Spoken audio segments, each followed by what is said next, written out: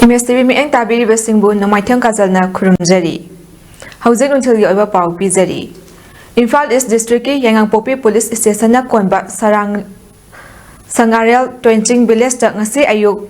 pung 3:10 rom tarakpa fawba nomai kapna khre adumapu asok apan asi anagi paudi leite. Kukim leten sing na ngahak leitana nomai kapakpana mafam asida Lariba Kunja Singh Mipaiba Amasung Aki Tuzungba Fawbana Safagadaba Mafam Singda Lotuna Lenarure Adu Pung Taret Kare Helakpa Adwaida Nomai Kapa Adu Tokibadagi Hanagum Yumda Hanjanaki. Taudo Asito Krabamatung Yamna Tuna Yangangpopi Police Jingai SDPO 119 BSF 20 ZAT Army Yauna Apunba Kamai Tim Amana Nomai Kablak Liba Mafam Amadi Savungko Kunauda Tim Ani Khadokuna Operation Satakre. Operation Adu Ayupung Nipa minute kundagi, mapa minute ni fumanga fawba sathaki, thoidokpa mifami pundi lekhide. Irang ase atay mafam da khara niam labasu mafam asidadi yamna toina nomai kapagi thodok ase thokli. Amadi Yangangpopi Police Station dagi khara chotlaga leiba Gwaltabi khulsu kuki khulai paiba singna loksinduna leiribani. Mafam adugi praja singna maikai kayadagi makhoigi khulda Hanjunjage mafam adu State Force ke outpost ama hangbiu haina mari leinaba kayada taksin basu lekhrabani hairi.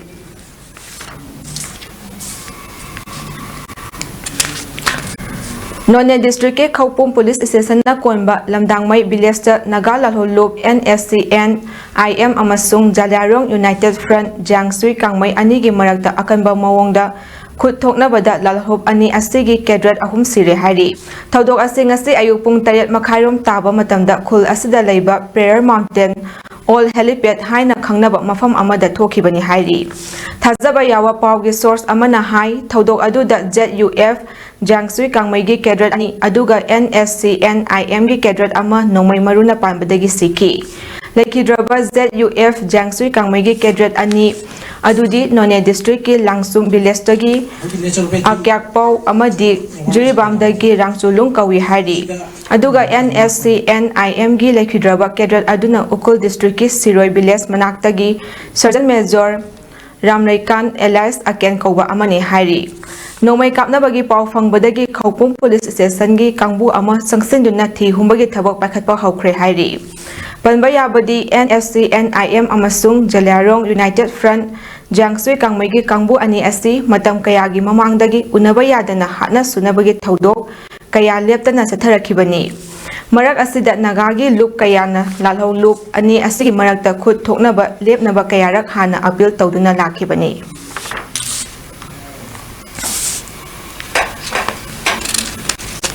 Chahi khudingi November 19 da pangthotuna lakpa taruk suba Naturopathy Day 2023 ga mari leinana Naturopathy for Holistic Health haiba wakhalonda Naturopathy gi kanabasing miyam da khanganbaga loinana free Naturopathy Health Camp ama ngase kaksing wari Panjau Palumda leiba Old Age Home kaksing gi relief camp da pangthokre loinana mamang than November amadagi December 18 fawa pangthoknariba Kwan Banega Swasthya Raksak KBSR campaign su pangthokre Ministry of Ayush Government of India Surya Foundation International Naturopathy Organization INO amasung Kha Manipur Yoga and Nature Care Association kaksingi makhada leiba Ananda Singh Yoga and Nature Care Research Hospital Machin Manaw Singh kaksing na sinduna pangthokiba thawramduda Kha Manipur Yoga and Nature Care Association kaksingi Secretary Dr. Mayang Lambam Rajkumar Senior Citizens Forum kaksing President N. Nimai Singh Peace Committee District Administration kaksingi Vice Chairman Yengkhom Nilasandra Committee asige co-convener Khetrimayam Ibobi PHC Kaksing Khunaugi MO Ayush Dr. N. Amravati Ananda Singh Yoga and Nature Care Research Hospital Kaksingi MO Singh Dr. Y. Rajesh Dr. N. Senorika na Thauram Mapu Singh oikhibaga loinana Naturopathy gi maramda miyamda khangankhi Miyoi kaya su health check up tawkhi hairi amta yawba nate hidak sinaba nate hidak sinana akoigi akwai hapsanggi maramda khangjinba kari toroka akwai koksi lai kari do puknai kari do gi laina aruba laino kari do gi chronic disease ariba laina laibano haibe si matang le sana khangjindiraga maduda sinaba yaba akoigi sida makhan mathel gi oiba hidak yawna sinaba gi lai pathap yam yawle ko ko ni ngasi lechin khara chu pujare bise sumain asiga lunraga koi gi ising sinabagi mo ising na kramai sinagani lepa na kramai sinagani cha ba thap na kramai to ga cha ga anaba phagani Imphal Tamai lambi gi Kangpokpi district ki manung channa makui amadi Langka khulda paktak na tharamba popi pambi singya thatu naman khre makui khulgi lam ekar 12 amadi Langka khulgi lam ekar 15 rom logi wangmada tharamba popi pambi sing adu Kangpokpi police ki additional SP operation Thaluroki amadi Kangpokpi PS ki osina lusingduna CRPF amadi Assam Rifles yauna SGC TY Chong amadi Kangpokpi Forest Division RO yauba apunba kangbu amana sathakibani apunba team aduna hariba apunba lam ekar 18 romda tharamba popi sing adu numit humni changna yankibani panba yabadi handaki popi thabagi session asi kangluki irang asina maram oiraga yanthatpa ngamnaroidra haibagi miyamda chingnaba leiringaida Kangpokpi district ki oina thonglan akutpa hill range amadi Sawangkining manakta leiba kholen kuki khulgi oinadi masa masana thajaba popi sing yanthatchaba leikrabani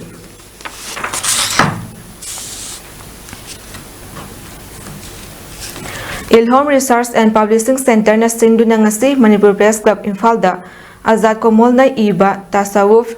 aran khubamgi lambi haina mingthonba lairik ama haunabi matung inna phongkhre lairik phongbagi thorom aduda Jamiat Ulama i Hind Manipur gi Vice President Hasrat Maulana Mufti Suraj Ahmad Qasmi DB amadi retired IAS Janab MA Satarna Chief Guest President amadi Guest of Honor oina saru yaki Thauram aduga mai leinana aiba Azad Komol na phongdorakpada miyoiba haibasi sembiba mapu mahaki pandam amagi makhada mapu mahaki khwaidagi athoiba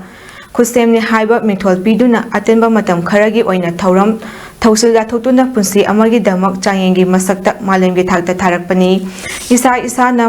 isagi masak khangjanaba hotnabada thak ahum lei mayak sengdaba saram chatka punba adugumba thak makhal ama isabu achum aran yenglaga kakhatjanaba lambi ama sembagi thak ama amadi isana isagi irajaduna achum aran ngakpinaba Thaksing asi lairik asi parabadi hena mayak singna khangba ngamgani haina su phongdokhi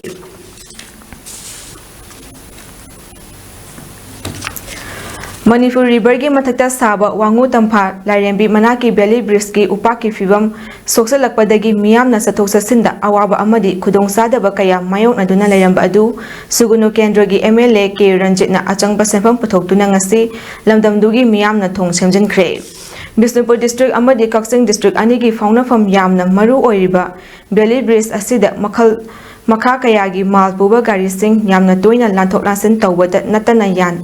ana ayek yarakpa amadi school tamliba mahairoi kayagi su yamna maru oiba thong amani haina thong adu semjinbada yaukhiba TS Damen kauba amana phongdorakhi Asangba uba ki paisa onebe MLA nu puthokpiraga koigi laikai sige amade koigi wangu gi tongan ba mafam singdagi voluntary oina chongthokpiraga ngasiju yam phajana thongji semjilaga koi chatuk chachin den nungaina na ba koi intervillage adoga district wise phaudiba sugunu kendra dagi kumbi kendra adoga Kaching district dagi Bisempur district phawne ri yam maru oiba lifeline thu oiba thongji jo hoji kanna semjinjari masigi damuk to ne MLA bo kun sige amadi laikai gi myamna han koi hoji siraba lambi thong yamna nungai traba matam se do ne MLA da hajiru badagi sumaina sembirak pasa onebe MLA bu ngaphai leitana Hungang sigi praja singa ma thangnaba aikoi gi Bisempur district ki praja singna su kanna thagat ba phongdok le Kanto Saval dagi Khongman Zone 2 da mayum panbi Sizaguru mayum ongbi Romita bu mahaki mapuroibana hatpani haina Romita gi imung manungna sirakliba maral asi yumfam yaudabani haina lekhidrabi Romita gi machanupi Rosnina phongdokre Hiram asiga mari leinana ngasi Manipur Press Club ta pangthokpa pawgi mifam amada machanupi Rosnina makhatana hai December 5 gi thodok thokpa numit asi mahak yumda lengdana lei mahaki apopina manaw nupaga loinana ayukta gi thokhraga hanjatlalaba matung hanagumna thabak ingkhang tawduna normal oina lei nungthil pung ahunrom tarakpada mapaga manaw nupaga yumdagi amuk thoki aduga mamana numidangda amuk thoki ꯃꯍꯥꯛꯅ ꯏꯃꯨꯡꯗ ꯃꯁꯥ ꯅꯨꯡꯉꯥꯏꯇꯦ ꯍꯥꯏꯅ ꯍꯤꯞꯂꯤꯉꯩ ꯃꯃꯥ ꯍꯜꯂꯛꯂꯒ ꯌꯨꯝꯒꯤ ꯊꯣꯡ ꯑꯗꯨ ꯃꯅꯨꯡꯗꯒꯤ ꯂꯣꯟꯁꯤꯜꯂꯒ ꯃꯍꯥꯛꯀꯤ ꯀꯥꯗ ꯆꯪꯈꯤꯕꯅꯤ꯫ ꯀꯔꯤ ꯇꯧꯔꯤꯅꯣ ꯍꯥꯏꯕꯗꯨꯗꯤ ꯈꯪꯗꯦ꯫ ꯑꯗꯨꯕꯨ ꯄꯨꯡ 8:45 ꯔꯣꯝ ꯇꯥꯕ ꯃꯇꯝꯗ ꯃꯅꯥꯎꯅꯨꯄꯥꯒ ꯃꯄꯥꯒ ꯍꯜꯂꯛꯇꯨꯅ ꯃꯉꯣꯟꯗ ꯀꯔꯤꯁꯨ ꯈꯪꯍꯧꯗ꯭ꯔꯕ ꯍꯥꯏꯅ ꯆꯩꯔꯛꯄꯗꯒꯤ ꯃꯃꯥꯅ ꯂꯩꯔꯤꯕ ꯀꯥ ꯑꯗꯨꯗ ꯆꯪꯂꯨꯕꯗ ꯃꯃꯥ ꯑꯗꯨ ꯊꯧꯔꯤ ꯌꯥꯟꯗꯨꯅ ꯂꯩꯔꯝꯕꯅꯤ꯫ ꯃꯃꯥꯒꯤ ꯃꯑꯣꯡ ꯑꯗꯨ ꯍꯦꯛ ꯎꯕꯒ ꯃꯍꯥꯛꯀꯤ ꯃꯄꯥꯒ ꯂꯣꯏꯅꯅ ꯂꯧꯊꯅꯕ ꯍꯣꯠꯅꯕꯗ ꯃꯃꯥꯒꯤ ꯋꯦꯠꯅ ꯍꯦꯟꯈꯤꯕꯅ ꯇꯥꯔꯛꯄꯗꯒꯤ ꯃꯀꯣꯛ ꯑꯗꯨ ꯂꯩꯕꯥꯛꯇ ꯌꯩꯈꯤꯕꯅꯤ꯫ ꯅꯨꯃꯤꯠ ꯑꯗꯨꯗ ꯃꯃꯥꯒ ꯃꯄꯥꯒ ꯈꯠꯅꯈꯤꯕ ꯀꯔꯤꯁꯨ ꯂꯩꯇꯦ꯫ ꯁꯤꯔꯤꯕ ꯃꯔꯥꯜꯁꯤꯡ ꯑꯁꯤ ꯑꯔꯥꯟꯕ ꯉꯥꯛꯇꯅꯤ ꯍꯥꯏꯈꯤ꯫ ꯑꯃꯔꯣꯝꯗ ꯄꯥꯎꯒꯤ ꯃꯤꯐꯝ ꯑꯗꯨꯗ ꯁꯔꯨꯛ ꯌꯥꯈꯤꯕ ꯔꯣꯃꯤꯇꯥꯒꯤ ꯃꯅꯦꯝꯄꯣꯛ ꯕꯤꯗ꯭ꯌꯥꯅꯟꯒꯤ ꯑꯄꯣꯛꯄꯤ ꯁꯤꯖꯒꯨꯔꯨꯃꯌꯨꯝ ꯇꯝꯐꯥꯃꯅꯤꯅ ꯍꯥꯏ ꯃꯍꯥꯛꯀꯤ ꯃꯃꯧ ꯅꯨꯄꯤ ꯑꯁꯤꯅ ꯄꯦꯟꯗꯕ ꯅꯠꯇ꯭ꯔꯒ ꯅꯨꯡꯉꯥꯏꯇꯕ ꯐꯅ ꯂꯩꯔꯕꯁꯨ ꯃꯉꯣꯟꯗ ꯇꯥꯟꯅꯔꯝꯂꯕꯗꯤ ꯅꯨꯡꯉꯥꯏꯒꯗꯕꯅꯤ꯫ ꯑꯗꯨꯕꯨ ꯅꯨꯃꯤꯠ ꯑꯁꯤꯁꯨ ꯃꯍꯥꯛꯀꯤ ꯃꯆꯥꯅꯨꯄꯤꯒꯤ ꯌꯨꯝꯗ ꯆꯠꯂꯨꯕꯅ ꯊꯧꯗꯣꯛ ꯑꯁꯤ ꯈꯪꯍꯧꯗꯦ꯫ ꯑꯁꯤꯕ ꯍꯛꯆꯥꯡ ꯑꯁꯤꯅ ꯖꯦꯅꯤꯝꯁ ꯃꯣꯛꯇ ꯑꯗꯨꯃꯛ ꯂꯩꯕ ꯍꯥꯏꯕꯁꯤ ꯃꯅꯦꯝꯄꯣꯛ ꯑꯃ ꯑꯣꯏꯅ ꯅꯨꯡꯉꯥꯏꯇꯦ꯫ ꯃꯁꯤꯗꯁꯨ ꯅꯠꯇꯅ ꯄꯣꯁꯠꯃꯣꯔꯇꯦꯝꯒꯤ ꯔꯤꯄꯣꯔꯠꯇꯁꯨ ꯃꯁꯥꯅ ꯁꯨꯁꯥꯏꯗ ꯇꯧꯖꯕꯅꯤ ꯍꯥꯏꯕ ꯔꯤꯄꯣꯔꯠ ꯂꯥꯛꯂꯕꯅꯤꯅ ꯃꯆꯥ ꯑꯅꯤ ꯑꯁꯤꯅ ꯃꯃꯥꯒꯤ ꯑꯔꯣꯏꯕ ꯃꯊꯧ ꯃꯉꯝ ꯄꯥꯡꯊꯣꯛꯄꯗ ꯁꯔꯨꯛ ꯌꯥꯕ ꯐꯪꯅꯕ ꯆꯠꯅꯕꯤꯒꯤ ꯃꯇꯨꯡ ꯏꯟꯅ ꯑꯁꯤꯕ ꯍꯛꯆꯥꯡ ꯑꯁꯤ ꯅꯨꯄꯥ ꯃꯌꯨꯝꯗ ꯁꯤꯟꯅꯕꯤꯌꯨ ꯍꯥꯏꯈꯤ꯫ ꯃꯃꯥ ꯆꯪꯉꯛꯑꯒ ꯃꯃꯥꯅ ꯃꯦꯟ ꯗꯣꯔꯗꯣ ꯃꯅꯨꯡꯗꯒꯤ ꯀ꯭ꯂꯣꯖ ꯇꯧꯔꯝꯃꯒ ꯃꯃꯥ ꯃꯅꯨꯡꯗ